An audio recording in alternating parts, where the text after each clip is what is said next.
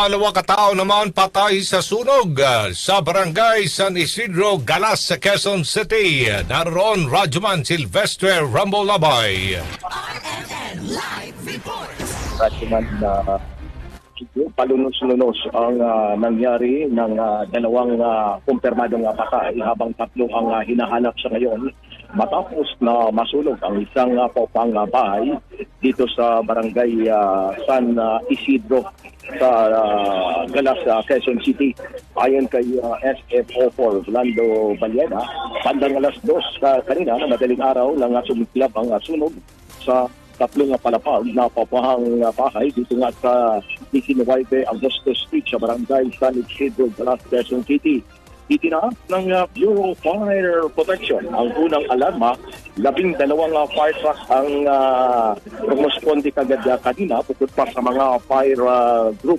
Ang ilang bombero naman kanina ay pumesto sa bubong sa likurang bahagi ng residential area para malapitan lamang at makapagbuga ng tubig kanina. Kanina, habang nakalisagan Radyoman Aljo, ang sunog ay may residente na umuwi pa sa bahay na kinakailangan dumaan pa sa bubong kasama ang kanyang mga anak para lang makaligtas.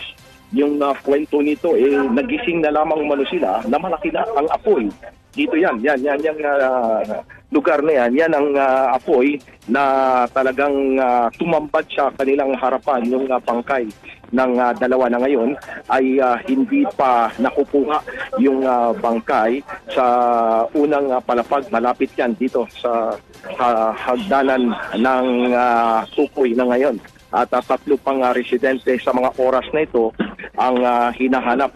Patuloy ang isinasagawang imbestigasyon ng Bureau of Fire Protection ng Quezon City. Ang pinagmulan sa mga oras na ito ay inaantay na lamang yung bangkay na nandito ngayon dito sa naturang sunog.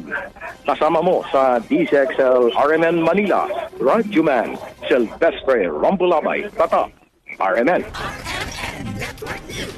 7:10 alas